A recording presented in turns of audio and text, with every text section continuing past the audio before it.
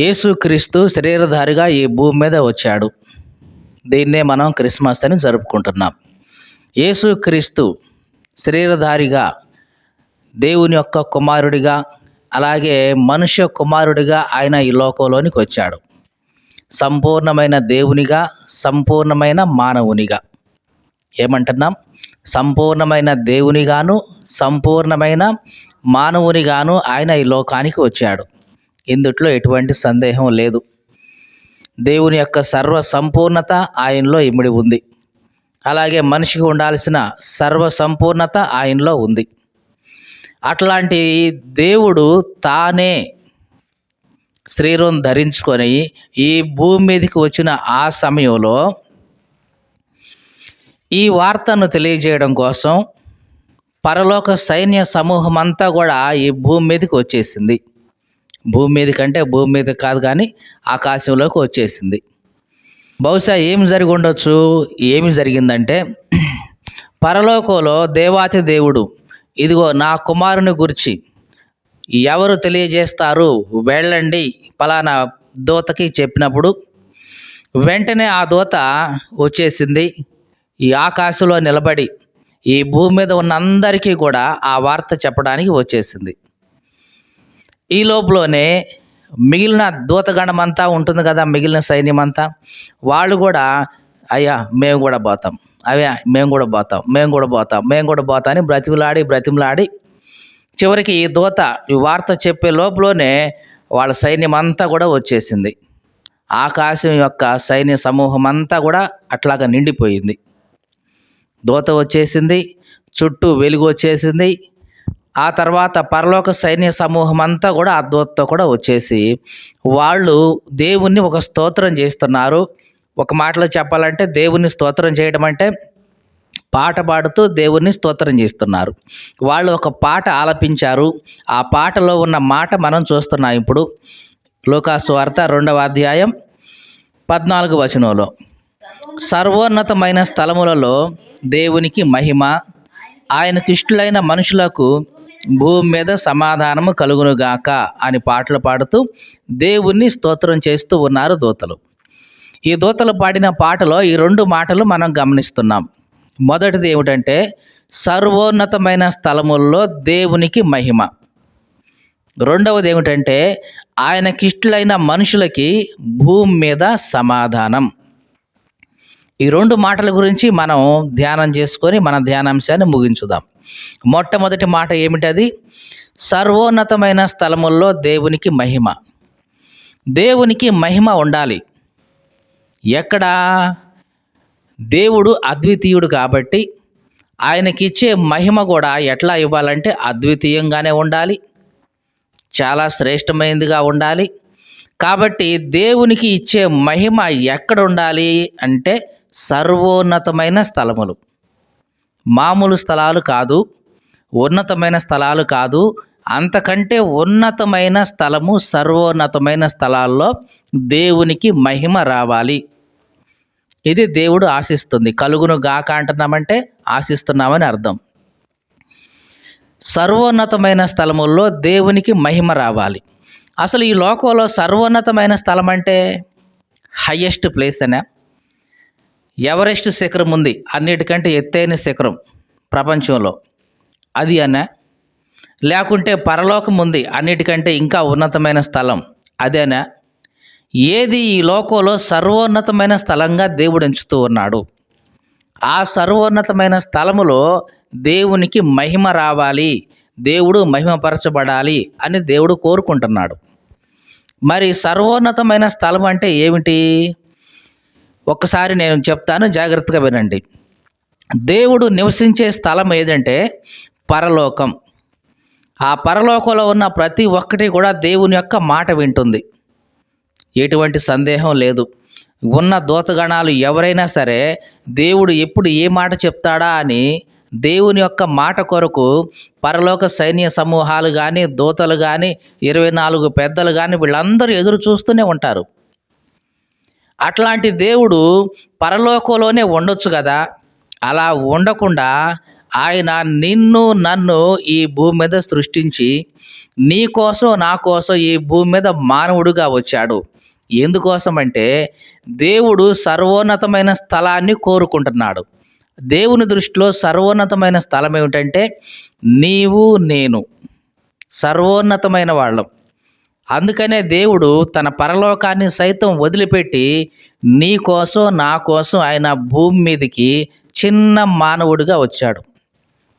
ఈ సర్వ భూప్రపంచం ఈ విశ్వాన్ని మొత్తాన్ని చూస్తే ఆ భూమి ఎంత ఉంటుందంటే ఇదిగో చిన్న ఇంత ఉంటుంది.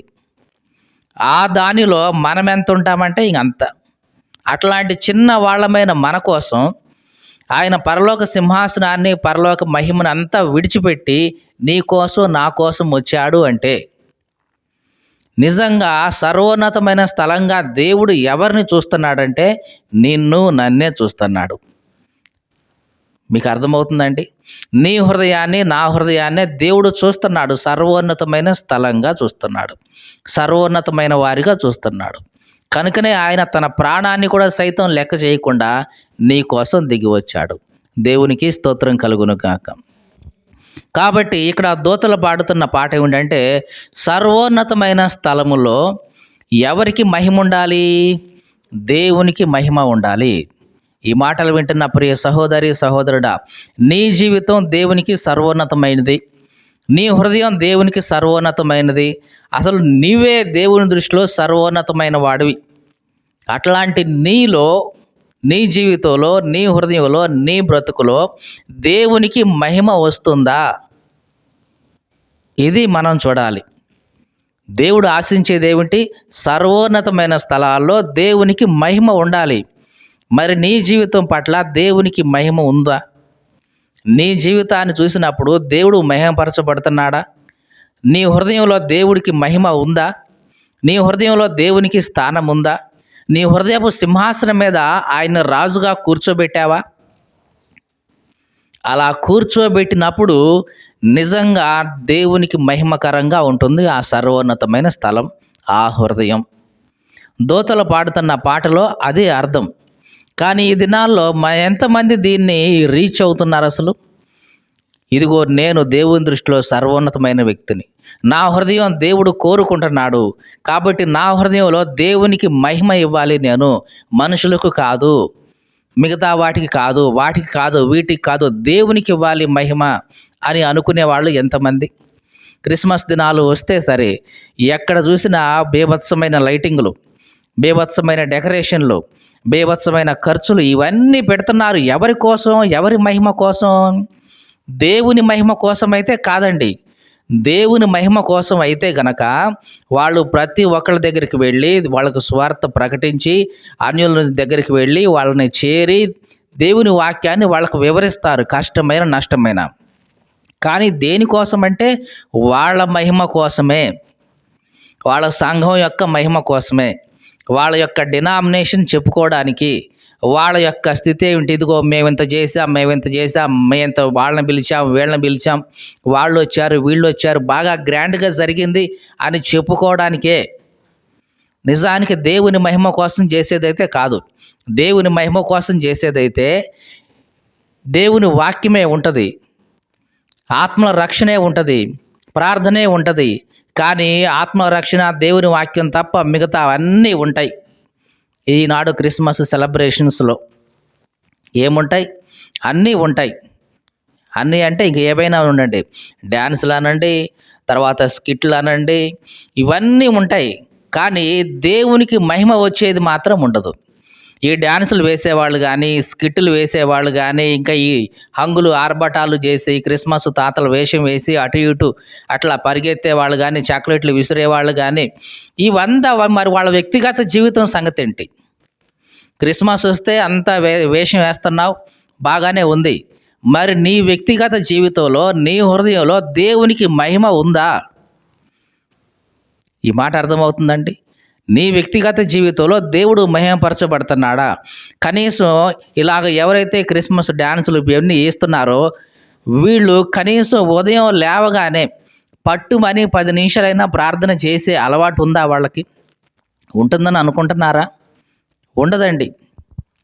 పోనీ కనీసం రోజుకు ఒక అధ్యాయం కానీ 2 అధ్యాయాలు కానీ బైబిల్ చదివే అలవాటు వాళ్ళకు ఉంటుందని అనుకుంటున్నారా? ఉండదండి. ఆ సమయంలో మాత్రమే ఒక నెల ముందు లేదా 2 నెలల ముందు వస్తారు. ఆ ప్రోగ్రామ్‌కి రిహార్సల్ చేస్తారు. చేసి ఆ క్రిస్మస్ రోజు, ఆ జనవరి రోజు ఆ పెర్ఫార్మెన్స్ చూపించి ఇక అంతే, మళ్ళీ ఇక ఎక్కడా వాళ్ళు కనపడరు. మళ్ళీ సంవత్సరం వచ్చిన తర్వాత వాళ్ళని ఎతుక్కుంటాం. వాళ్ళే వస్తారు మళ్ళీ ఆ టైంకి. ఇది జరుగుతుంది. నిజంగా దేవునికి మహిమకరంగా ఉందా ఇది? ఉండదండి. ఎక్కడా ఉండదు. కానీ దేవుడు కోరుకుంటుంది ఏంటి మన నుంచి అంటే, సర్వోన్నతమైన స్థలములో అంటే నీ జీవితంలో నువ్వెవరివైనా సరే, ఒక విశ్వాసవే కావచ్చు, ఒక సంఘ కాపరివే కావచ్చు, లేక బిషప్‌వే కావచ్చు, రెవరెండు, రైట్ రెవరెండ్‌లు 62, 22 ఏ ఉన్నా సరే, నీ జీవితంలో వ్యక్తిగతంగా దేవునికి మహిమ ఉందా? మనుషుల సంతోషం కోసం చేస్తున్నావా? ఏది చేసినా లేక దేవుని సంతోషం కోసం చేస్తున్నావా? చూడండి, చాలామంది క్రిస్మస్ దినాలు వస్తే దేవునికి సంతోషం కలుగుతుందా లేదా అనేది ఎవరు ఆలోచించరు. అందరూ కోరుకుంటున్నారండి. ఏంటంట? అందరూ కోరుకుంటున్నారు. అందరూ ఉంటే బాగుంటుంది అంటున్నారు. కాబట్టి చేస్తున్నాం. మరి దేవుడు కోరుకున్నాడా? దేవుడు ఉంటే బాగుంటుందని చెప్పాడా? ఇవి ఆలోచించం. దేవుడు ఉన్నా లేకపోయినా మనకు అభ్యంతరం లేదు. కానీ మనుషులు మాత్రం ఉండాలి. అందుకనే ఈ హంగులు ఆర్భాటాలని హైలైట్ చేస్తున్నారు. ఆత్మీయ జీవితాన్ని మాత్రం వదిలేస్తున్నారు. ఎక్కడైనా సరే ఇదే జరుగుతుందండి. ఈనాటి దినాల్లో క్రైస్తవ్యం ఇట్లాగే తయారైపోయింది. ఆత్మీయంగా ఉందాం, దేవునికి అతి సమీపంగా ఉందాం, ప్రార్థనలోనికి వెళదాం, ఇదిగో పాపం వచ్చింది, గద్దించాడు, సరి చేసుకుందాం, ఇట్లాంటిది ఎక్కడా కనపడదు. ఒకవేళ తప్పిజారి పాస్టర్ గారు గద్దిస్తే కనుక ఈ చర్చి కాకపోతే ఇంకో చర్చి పోతాం. నీదొక్కటే దిక్కయింది. ఇట్లాంటి వాళ్ళు ఉన్నారు. ప్రియుడా, జాగ్రత్త. ఇట్లాంటి నీ జీవితంలో దేవునికి మహిమ ఉంటుందా అసలు? గద్దిస్తే సరి చేసుకొని మరలా దేవుని సన్నిధికి వస్తే నిజంగా దేవుడు సంతోషిస్తాడు. దేవుని వాక్యం ఏముందంటే, అతిక్రమాలు చేసేవాడు వర్ధిల్లడు. మరి వాటిని ఒప్పుకొని విడిచిపెట్టేవాడు ఏం చేయాలంట? ఒప్పుకోవాలి, విడిచిపెట్టాలి. అలా విడిచిపెడితే ఏమవుద్ది? దేవుని యొక్క కనికరం వస్తుంది. కానీ ఈనాటి దినాల్లో ఒప్పుకొని విడిచిపెట్టేవాళ్ళు కాదు, గద్దిస్తే తప్పుకొని పోయేవాళ్ళే ఎక్కువ ఉంటారు. ఒకసారి ఒక ఆయనే ఇట్లాగే, ఒక పాస్టర్ గారు ఎదురుగున్న ఒక ఆమెని నిద్రపోతూ ఉందంట. వాక్యం చెప్తా ఉంటే నిద్రపోతూ ఉంటే ఈయన కోపం వచ్చి, ఏమా బుద్ధి లేదా నీకు? ఇంత వయసు వచ్చింది కదా, ఎంత చక్కటి మాటలు చెప్తున్నావు, ఈ సమయంలో నువ్వు నిద్రపోతావా అని అంటే ఆమెకు అది నచ్చలేదు. శుభ్రంగా వచ్చే వారం ఇంకో చర్చికి పోయింది. పోయి చెప్పింది, పాస్టర్ గారు, నేను ఆ పాస్టర్ గారు వాక్యం చెప్తా ఉంటే నిద్రపోయానండి. నిద్రపోయినందుకే నన్ను అంతమందిలో కలిపి ఏమ్మా నిద్రపోతున్నావేంటి అని అడిగాడండి. అందుకని నేను అటు పోవట్లేదండి, ఇటే వస్తానండి మీ దగ్గరికే అని అంటదంట. మరి ఈ రోజుల్లో ఎట్లా ఉందంటే, పాస్టర్ గారు వస్తే చాలు, ఆటోళ్ళంతా ఇటు వస్తే అది వాళ్ళకి సంతోషంగా ఉంటుంది. ఈయన అన్నాడు, అమ్మా ఆ పాస్టర్ గారు చేసిన తప్పు, అయినా చర్చిలో నిద్రపోతే, దేవుని సన్నిధి నిద్రపోతే తప్పే ఉందమ్మా. దేవుని సన్నిధి అంటే ఏంటి? దేవుని ఒడి. దేవుని ఒడి నిద్రపోతే దేవుడు సంతోషించడమ్మా, గద్దిస్తాడా అని దాన్ని ఆయన వెనకేసుకొని వచ్చేసి ఆయన దాన్ని కవర్ చేశాడు. ఇట్లా ఉంది.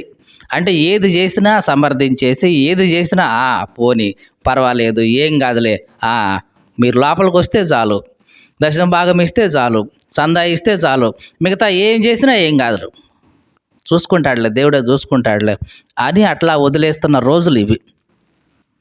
నిజానికి ఆత్మీయతకు విలువ ఇచ్చేవాళ్ళు ఎవరు కనిపించట్లేదండి. ప్రతిరోజు దేవునితో ఉందాం, వ్యక్తిగతంగా ప్రార్థన చేసుకుందాం, బైబిల్ చదువుకుందాం, దేవునితో సహవాసం చేద్దాం, ఈ పునాది ఎవరు వేయట్లేదు.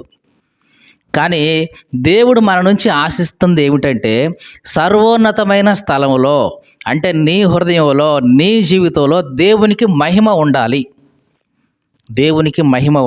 మహిమ ఉంటుందా? ఉదయం లేచిన తర్వాత ముందు మొట్టమొదటి స్థానం ఆయనకి ఇవ్వాలి. ఏం చేయాలి? మొట్టమొదటి స్థానం ఆయనకి ఇవ్వాలి. ఎన్ని పనులున్నా ఏందున్నా కనీసం కొద్ది నిమిషాలైనా సరే దేవుని సన్నిధిలో గట్టిగా కాకపోయినా మౌనంగానైనా సరే ఆయన్ను జ్ఞాపకం చేసుకోవాలి. ఏం చేయాలి? ఆయన్ను జ్ఞాపకం చేసుకోవాలి. ప్రభువా, ఇదిగో నిద్ర నుంచి నేను లేచాను అంటే అది నీ దయ. ఎంతోమంది నిద్రలో అట్లాగే పోయిన వాళ్ళు ఉన్నారు, లేరా అండి? ఉన్నారు. నేను నిద్ర నుంచి ప్రశాంతంగా లేచి ఇప్పుడు మరలా కళ్ళు తెరిచానంటే, ఆరోగ్యంగా కళ్ళు తెరిచానంటే అది నీ కృప. ఈ 24 గంటలు ఈ రోజంతా నువ్వు నాకు ఇచ్చావు, ఇది నీ దయ. ఈ 24 గంటలు చక్కగా నేను మంచిగా వాడుకోవాలి ప్రభువా, నాకు సహాయం చెయ్యి అని కనీసం ఆ దినాన్ని దేవుడు నీకు ఇచ్చినందుకు కృతజ్ఞతలు చెప్పి దినాన్ని ప్రారంభించే వాళ్ళు ఎంతమంది ఉన్నారు?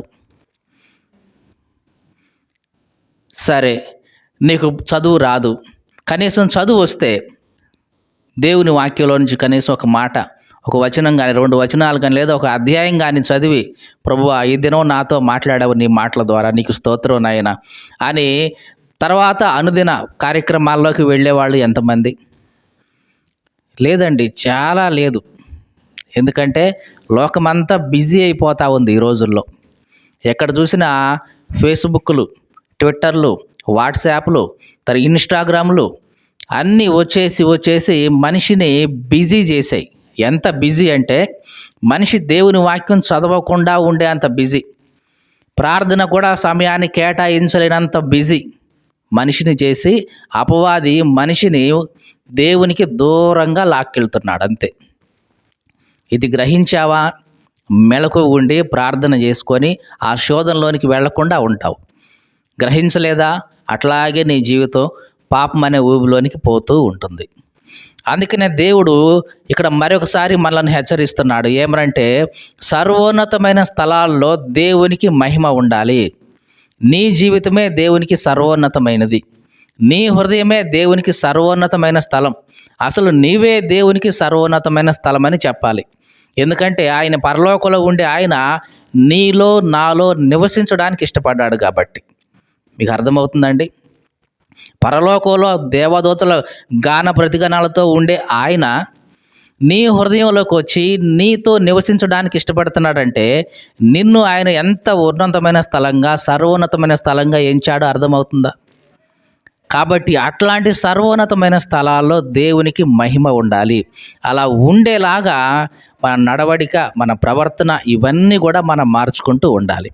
ఇక రెండో మాట కూడా చూద్దాం. సర్వోన్నతమైన స్థలముల్లో దేవునికి మహిమయు, ఆయనకిష్టులైన మనుషులకు భూమి మీద సమాధానం. దేవునికి స్తోత్రం కలుగునుగాక. భూమి మీద సమాధానం ఎవరికి వస్తుందంట? ఆయనకు ఇష్టులైన మనుషులకు.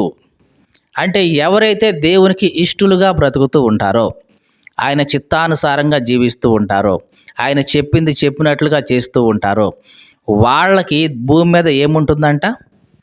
సమాధానం ఉంటుంది. అంటే వాళ్ళ హృదయంలో సమాధానం ఉంటుంది, వాళ్ళ వ్యక్తిగత జీవితంలో సమాధానం ఉంటుంది, కుటుంబ జీవితంలో సమాధానం ఉంటుంది, ప్రతి చోట సమాధానం ఉంటుంది. ప్రశాంతంగా వాళ్ళు జీవించగలుగుతారు. శాంతి ఉంటుంది వాళ్ళ జీవితాల్లో. శాంతి అంటే తెలుసు కదండి, లోకం ఇచ్చే శాంతి కాదు. లోకం ఇచ్చే శాంతి ఉంటుంది. సినిమాకి పోతే 3 గంటలు ప్రశాంతంగా ఉందండి అనిపిస్తుంది. అది ఎంతసేపు? 3 గంటలు. మందు తాగితే అసలు మై మరిచిపోయినట్టుగా ఉంటుందండి, అసలు నొప్పులే తెలియవండి అని అంటవే, శాంతిగా ఉంటుందండి కాసేపు అనుకుంటావే. అది ఎంతసేపు? ఆ కిక్కు దిగే అంతవరకే, ఆ మత్తు దిగే అంతవరకే. తర్వాత మళ్ళీ మొదలవుతాయి అయ్యే ఆలోచనలు, అయ్యే బాధలు ఉంటూనే ఉంటాయి. కానీ దేవుడిచ్చే శాంతి ఎట్లా ఉంటుందంటే ఒకసారి ఆ శాంతి నీ హృదయంలోకి ప్రవేశిస్తే ఇక అది ఎప్పుడూ నీతోనే ఉంటుంది. నీ చుట్టూ ఉన్న ప్రపంచం ఎట్లా ఉన్నా సరే నీ హృదయంలో ఎటువంటి కంగారు కానీ, ఎటువంటి టెన్షన్ కానీ ఏ మాత్రం కూడా కలగకుండా నెమ్మదిగా ప్రశాంతంగా ఉంటావు.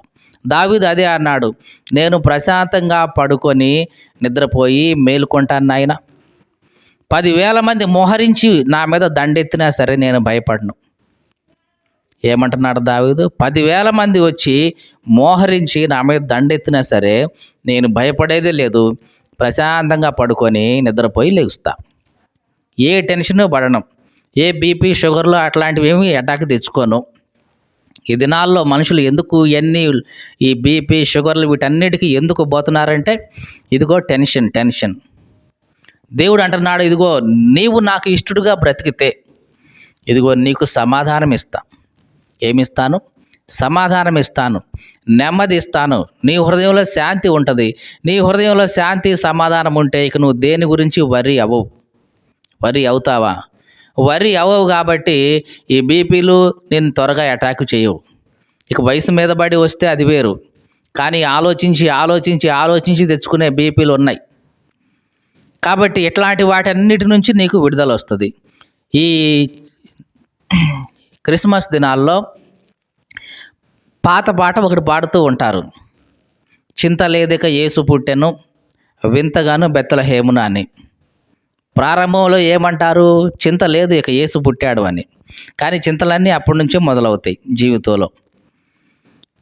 ఆ పండగ వస్తేనే చింత అనేది మొదలవుద్ది మనిషికి. ఇక ఏమిటి?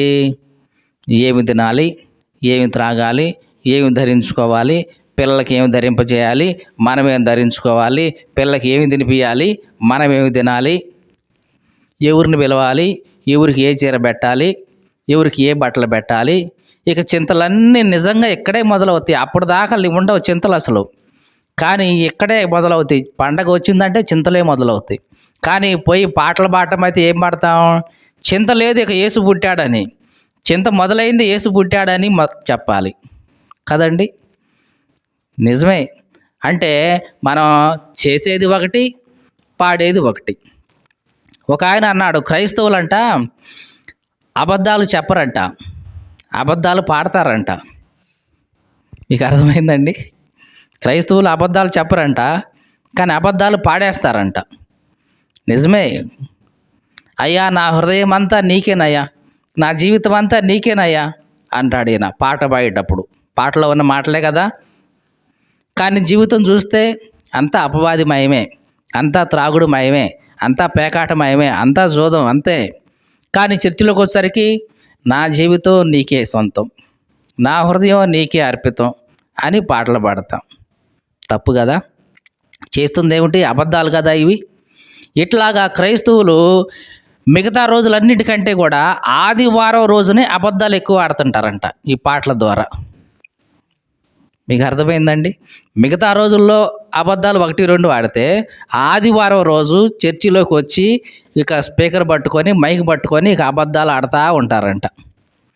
అంటే పాడతారు పాటల రూపంలో. ఇక నావన్నీ అంగీకరించు నాయన అని అంటారు. చివరికి ఏమి ఇవ్వరు, వాళ్ళ హృదయం ఎవరు, వాళ్ళ జీవితం ఎవరు.